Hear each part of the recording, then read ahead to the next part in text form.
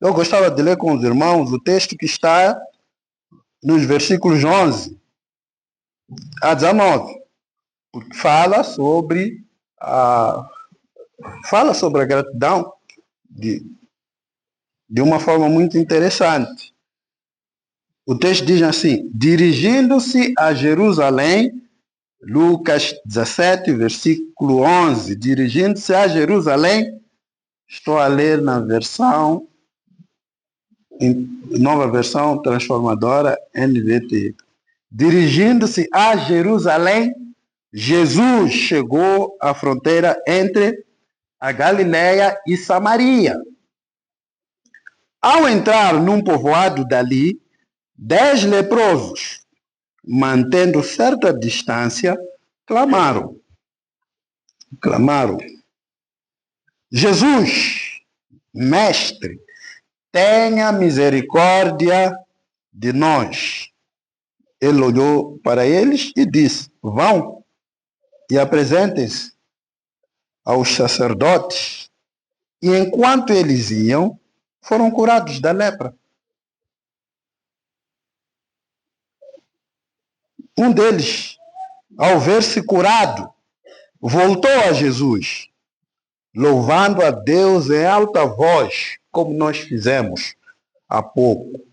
Louvamos a Deus, músicas bonitas de louvor a Deus. Versículo 19, lançou-se aos seus pés, agradecendo-lhe pelo que havia feito. Esse homem era samaritano. Jesus perguntou: não curei 10 homens? Onde estão os outros 9? Morreram? Desapareceram? Ninguém voltou para dar glórias a Deus, exceto este estrangeiro. Samaritano não era judeu. E disse ao homem: levante-se e vá. Sua fé o curou. Né? Um texto simples de entender, mas desafiador no que diz respeito à nossa predisposição em relação à gratidão. Que ingratidão é filha da arrogância. Sempre que ocorre a ingratidão, está também ali presente a arrogância. Porque a pessoa acha que recebeu um certo benefício por merecer. Por que precisa de ser obrigado? Era sua obrigação. Aliás, não fez mais do que devia. Precisa agradecer por quê? Não precisa. Não é? Então, uma pessoa ingrata é uma pessoa também arrogante. Via de regra. Arrogante. E temos que tomar cuidado com isso. Eu tenho que tomar cuidado com isso. Quantas vezes eu digo obrigado? Pessoalmente, tenho dificuldades de dizer obrigado. Ainda que sinta gratidão, mas expressar isso, eu só consigo se planificar. Às vezes, mesmo assim, não há segurança nem garantia do que vai acontecer. Ingratidão é prima da amargura, porque isso alimenta outra coisa, não é? Uma pessoa ingrata é arrogante. Se ele é arrogante, é também uma pessoa amarga, porque sente-se sempre acima dos outros, se sente acima dos outros, sente ali algum sentimento de merecimento, desmerecimento, de melhor ou de pior, de maior ou de menor.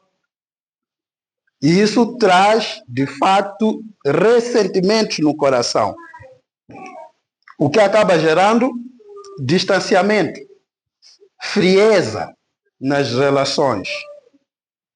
Imagina numa casa, numa família, onde ninguém reconhece ninguém por nada, não é? A família não reconhece o meu esforço, vou falar de mim, não é? Em trazer o pão de cada dia. Ninguém diz nada, não, aquilo é normal. Né? E o filho diz, não, eu não pedi para nascer. Não fui eu que pedi para nascer. Não é? Agora andam a dizer esse tipo de coisa. Você ouve isso,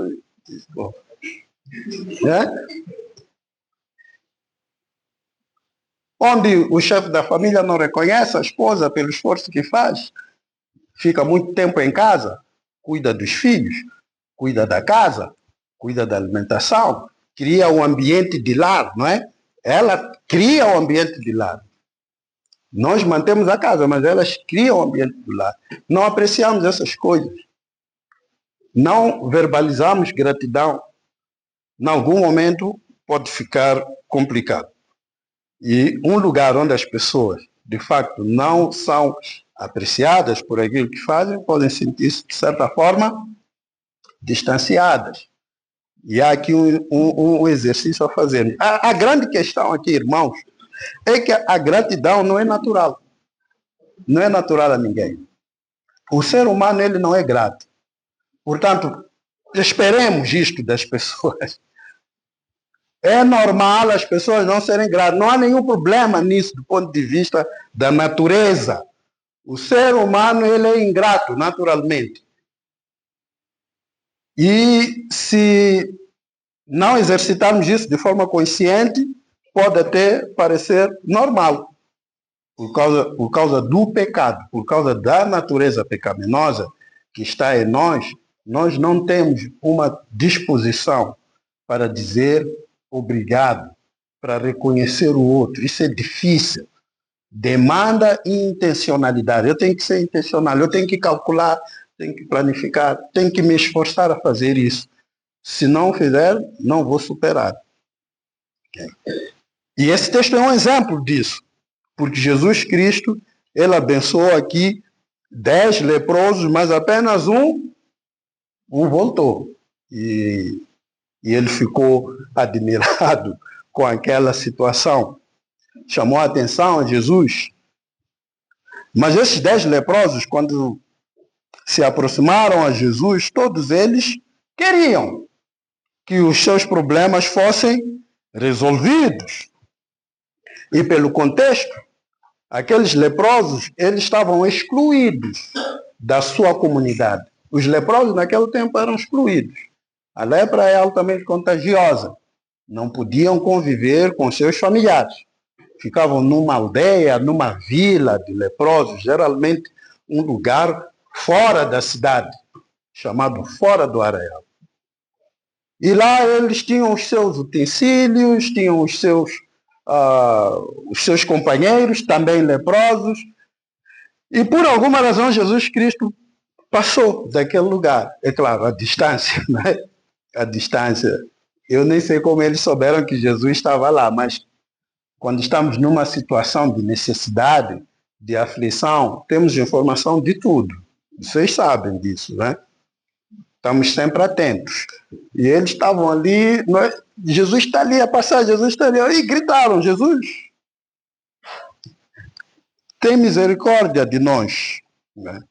Ao entrar, diz aqui versículo 12, num povoado dali 10 leprosos, mantendo certa distância, naturalmente, clamaram, tem misericórdia de nós. E Jesus Cristo, de fato, atendeu a este clamor. Ele olhou para eles e disse, vão depressa apresentar-se aos sacerdotes. O sacerdote era o guardião da comunidade, espiritualmente, socialmente. Não existia essa distinção em Israel de que o sacerdote ele só lida de questões espirituais. A vida ela é uma toda, não é? Interligada. Então o sacerdote ele cuidava da vida do povo. Só não tinha autoridade em questões econômicas porque os romanos estavam ali, não é? Aquilo era uma colônia dos romanos. Militarmente e economicamente, os israelitas não tinham nenhum controle. Mas sobre como queriam fazer as coisas, a cultura e tudo mais, eles tinham liberdade. E o sacerdote era uma figura importante nesse processo. Aqueles que estavam em quarentena, os leprosos, excluídos fora da cidade, eles só poderiam ser readmitidos ao convívio familiar depois do sacerdote verificar. O sacerdote zelava pela vida espiritual do povo e havia uma relação direta no entendimento deles, que a condição física de uma pessoa influenciava diretamente também a sua condição espiritual. Era considerado impuro, segundo Levítico. Quem tinha lepra estava cerimonialmente impuro. Então ele não podia se juntar aos outros. Se ele se juntasse, contaminava. Então o sacerdote tinha que verificar se o leproso já estava curado, para ele dizer, olha, agora você pode voltar ao convívio da comunidade dos seus familiares, porque está limpo, fisicamente e espiritualmente. Jesus Cristo ouve o clamor deles e diz, agora vão ter com o sacerdote. E eles vão, e enquanto vão, são curados. Deve ter sido uma experiência muito interessante. Enquanto iam, não sabemos quantos minutos depois, o texto não diz isso e nem é importante, embora alguns estejam a fazer doutoramento sobre essa parte do texto, quanto tempo levou depois de Jesus Cristo. As pessoas quando têm muito tempo fazem coisas, mas nós aqui vamos para o essencial. Aqui nesse texto tem 3 atos, não é? 3 atos. O primeiro é esse, que eles clamam a Jesus, obedecem a sua palavra, vão ter com o sacerdote e ali a cura acontece. Não aconteceu antes. Não antes da obediência. Então aqui nós temos uma nota interessante. Muitas vezes nós queremos o milagre, queremos as bênçãos de Jesus, mas sem obediência, porque Jesus Cristo disse, vai ter com o sacerdote. O leproso poderia dizer, não, nós clamamos pela cura, não para ir ter com o sacerdote. Nós clamamos pela cura. Não queremos mais lepra nas nossas vidas. E vai ter com o sacerdote, o que uma coisa tem a ver com a outra? O que pode fazer o sacerdote? Quem cura? Quem realiza milagres? É Jesus, não é o sacerdote. Mas eles deixaram de lado essa racionalização e foram. E enquanto iam em obediência, eles foram curados. Os irmãos já perceberam que as coisas que nós mais queremos, Deus tem designado que aconteçam em obediência, enquanto atentamos para aquilo que Ele diz. Queremos um relacionamento mais aberto, queremos mais comunicação em casa, mas toda a gente está mentindo. Como é que nós podemos falar do que estamos a sentir num lugar onde a verdade não é valorizada? Às vezes deixamos de desfrutar, sim, das coisas que Jesus quer fazer, porque não obedecemos. Obedecer no básico, obedecer no mais simples. Nós temos as nossas dificuldades, nós temos as nossas fragilidades, nem sempre conseguimos, mas deveria haver da nossa parte um esforço intencional naquilo que é básico, naquilo que é o essencial, haver um esforço de que eu preciso me esforçar a obedecer isso. Porque estou sempre a orar, eu estou sempre a clamar a Deus. E os meus clamores, eles não são atendidos, porque eles não são acompanhados de obediência. Você pode gritar o quanto quiser, mas Deus, Ele tem designado responder às nossas orações enquanto nos entregamos a Ele, enquanto ouvimos a sua voz, enquanto ouvimos o seu querer nas nossas vidas. Ali um milagre acontece. Passos simples de obediência. Nós vemos coisas grandes a acontecer. Desejamos transformação de caráter, mas não queremos a obediência. Fazemos grandes pedidos a Deus e em coisas simples vamos torcendo. vamos deixando de lado. E levamos anos e anos a perseverar numa coisa, mas a quebrar todo o resto. Não faz sentido. Talvez porque temos o entendimento errado de como todas essas coisas funcionam. Elas devem funcionar conjuntamente. Enquanto eles iam, foram curados da lepra. Graças a Deus. Enquanto obedeciam, enquanto eles iam em obediência ao que Jesus Cristo disse, eles foram curados da lepra. Não sabiam o que ia acontecer. Jesus Cristo não fez nenhuma promessa, apenas deu uma orientação. Vão ter com o sacerdote. E eles acharam que aquilo foi suficiente. Obediência simples, fé simples, em coisas simples. Mas temos aqui o segundo ato, porque no versículo 15 diz que um deles, ao ver-se curado, voltou. Um deles voltou. Voltou louvando a Deus.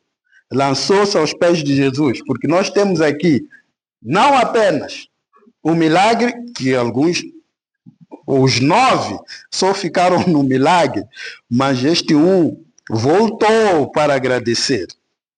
Voltou para agradecer a Deus. Voltou agradecendo-lhe pelo que havia feito.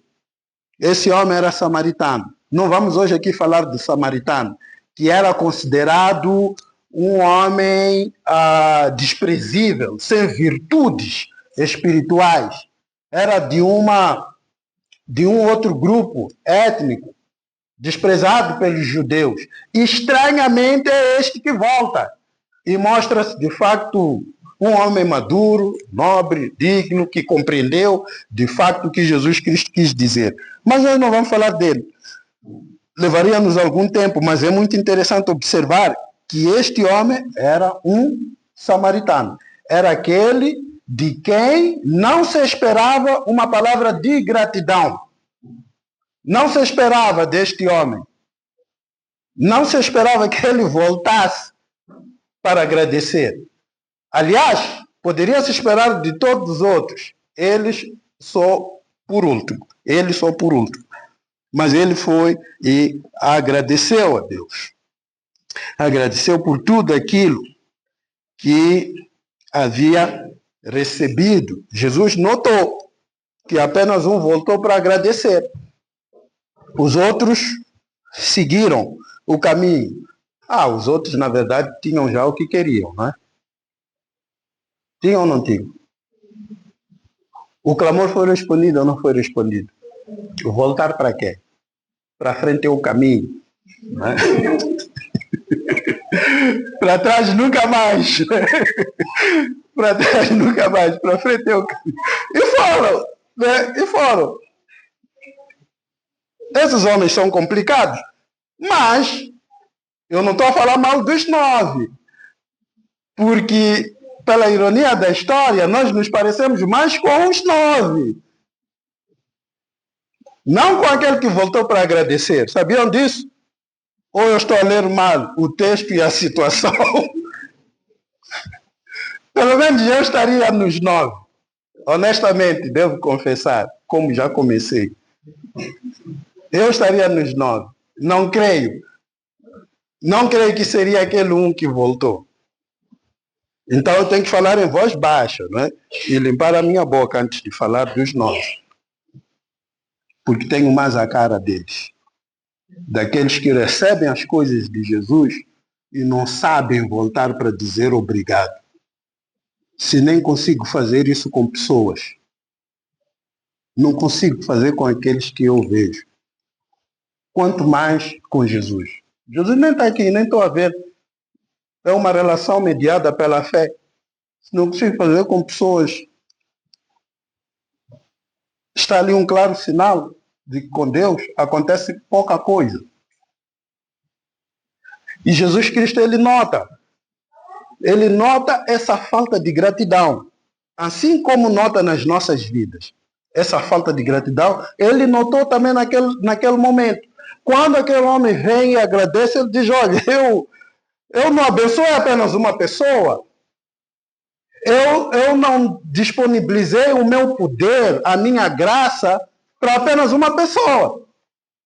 Eu não agi para uma pessoa apenas. Eu não fiz isso. Eu fui gracioso, porque eles pediram misericórdia. Foi isso que eu dei. Misericórdia. Por que não voltava? Por quê? Por que não estão aqui? O outro não tinha como responder pelos outros, só poderia falar de si.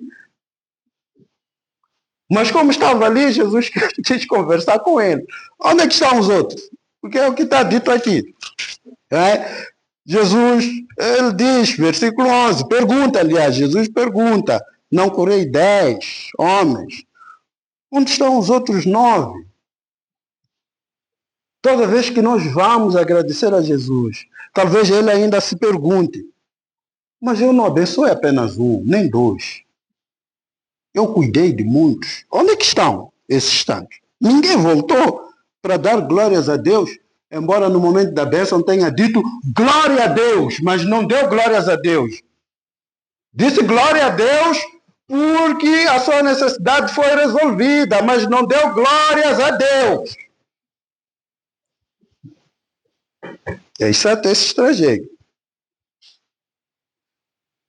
Você é como os 9 ou como o samaritano que exercita a gratidão? Nas palavras que nós cantamos. És fiel o tempo todo. Tu és tão bom, tão bom. Com todo o meu fôlego, eu quero te agradecer. Quero te louvar. Quero reconhecer. E, por fim, Jesus Cristo envia este homem. Porque o terceiro ato é que Jesus Cristo ouve a gratidão deste homem e ele diz a este homem, levante-se e vá. Sua fé o curou. Jesus Cristo dá um propósito a este homem, dá uma missão a este homem, dá um sentido de vida a este homem. Diz, levante-se e vá. Vá ao sacerdote, conte o que aconteceu, conte aos outros, porque não vejo apenas cura na sua vida. Eu também vejo fé. Eu vejo fé. Não vejo apenas milagre. Não vejo apenas uma transformação física. Eu vejo também algo espiritual ali. A fé. O movimento que você fez de voltar a mim, mesmo depois de ter recebido de mim o que precisava, e mesmo assim se importou em voltar, o fato de você não ter me usado para alcançar o que mais desejava, por não ter me instrumentalizado, apesar de eu ser Deus em Cristo, com todos os recursos, pelo fato de você tornar essa relação para além das coisas materiais, para além daquilo que se pode ver, você é um homem de fé.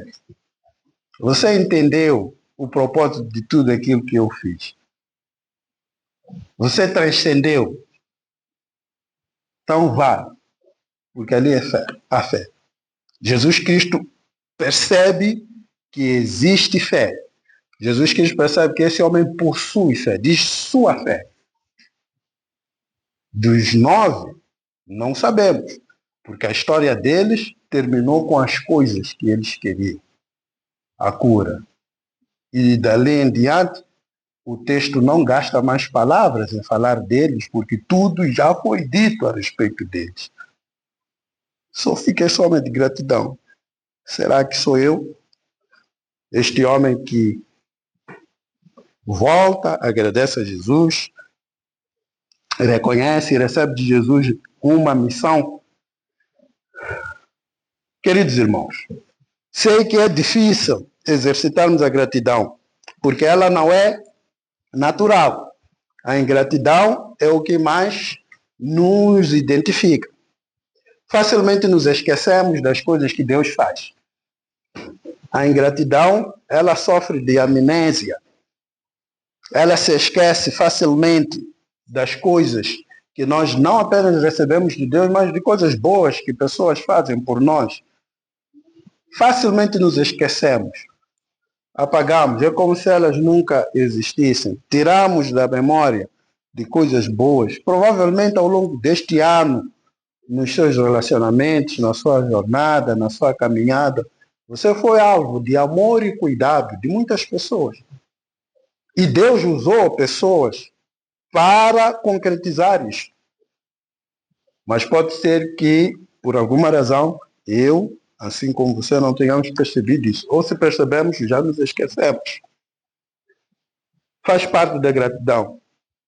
Trazer à memória as coisas boas que Deus faz nas nossas vidas, que fez nas nossas vidas, que possibilitou acontecerem ao longo deste ano. É bom pararmos. Sabemos que não é natural. E se nós não fazermos com disciplina, o ano pode passar sem conseguirmos dizer nenhuma vez sequer a Deus obrigado. E isso pode ser um desastre. Pode trazer um sentimento de que a vida ela está a continuar.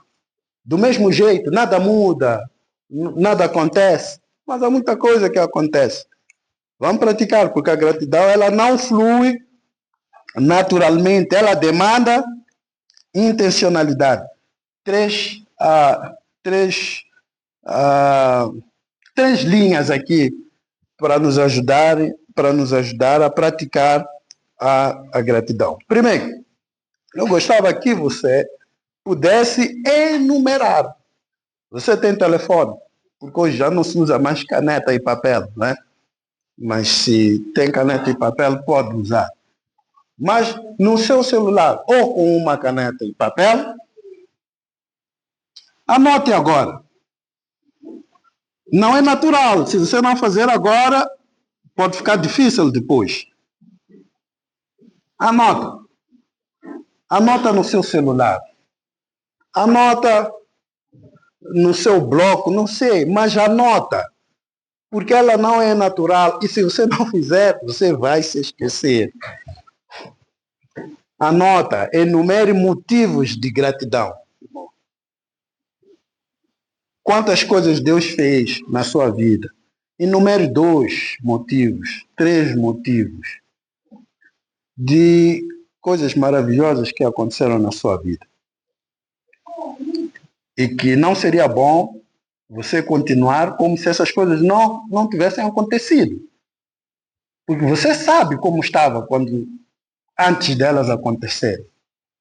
Você sabe. E você sabe como esses eventos mudaram. Né? Em segundo lugar, eu gostava que você expressasse. Primeiro você enumera, depois você expressa. Você expressasse a sua gratidão. Pode ser que essas coisas boas que tenham lhe acontecido esteja ligado a pessoas. Esteja ligado a pessoas. E talvez você ainda não separou um tempo para chegar a essas pessoas e dizer, olha, muito obrigado. Obrigado pelas suas orações. Obrigado por todas as vezes que você ligou para mim. Porque eu me senti encorajado. Eu não te agradeci no momento, mas aquilo teve um impacto muito forte na minha vida. Obrigado pelo seu apoio quando eu mais precisei de recursos. As suas ofertas, as suas contribuições me salvaram. Me salvaram de uma ruína. Agradeço às pessoas pela atenção que te dão, pelo carinho que você recebe de certas pessoas. Constante, persistente, já há muito tempo. E você percebeu isso, mas você nunca conseguiu expressar. Sabe, irmãos, qual é o problema? Quando nós não expressamos a gratidão, fica a parecer que nós somos ingratos. Porque é a mesma coisa, não é? Você dá, a pessoa diz, nem disse obrigado. Não significa que a pessoa não tivesse sentido, não é? Gratidão naquele momento. Mas como não expressou, para nós outros ficou como se nada tivesse acontecido. Eu nem disse obrigado. Quem sabe esta pessoa esteja aqui. Esteja no nosso tempo. Neste momento. e você já gostava de poder fazer isso. Não perca a oportunidade de se aproximar. Faça referência ao evento. Não diz obrigado por tudo. Não, não faça isso. Você sabe o que aconteceu, o momento, não é? Dê ali um contexto, não é? E agradece a pessoa. Tá bem, irmão? E por fim, exercite isso. Não apenas agora em dezembro, mas sempre. Todas as vezes que for possível. É claro que hoje vamos fazer agora. Espero que não seja só a primeira vez, mas eu já enumerei e no final do culto vou expressar isso para algumas pessoas. Então você faça o mesmo, se esforce a fazer o mesmo. Que Deus nos abençoe. Né? Que Deus nos abençoe. Somos gratos a Deus. Somos gratos a Deus pela nossa igreja. Somos gratos a Deus pelos líderes dos nossos ministérios. Somos gratos a Deus pela liderança que Ele nos deu, pela nossa equipe da direção. Somos gratos a Deus por essa família que nós chamamos de metropolitana. Mas você pode expressar a sua gratidão de forma mais específica aos nossos irmãos. Amém? Oremos. Senhor Jesus, muito obrigado. Obrigado porque o Senhor nunca nos abandonou. Sempre esteve conosco. Obrigado porque nem sempre nós conseguimos reconhecer a tua bondade nas nossas vidas. Talvez fazemos mais quando cantamos aos domingos, mas deveríamos fazê-lo melhor. Deveríamos internalizar essa gratidão nos nossos corações e expressar verbalmente não só ao Senhor, mas também aquelas pessoas que o Senhor usa para transformarem as nossas vidas, para nos abençoarem, para ser o bálsamo no nosso caminho. Queremos, diante de tudo isso, dizer obrigado, porque temos sido alvos do teu amor e do teu cuidado. E nós queremos expressar a nossa gratidão a ti e pedir que o Senhor nos ajude a expressarmos isso àqueles que, de forma muito especial, fizeram parte na jornada das nossas vidas. Oramos deixando tudo nas tuas mãos. Nos ajude a ser como este homem samaritano que depois de ser curado soube voltar para dizer obrigado. Que essa atitude seja constante nas nossas vidas e que a partir de hoje em diante tenhamos a oportunidade de praticá-la. Oramos assim em nome de Jesus Cristo. Amém.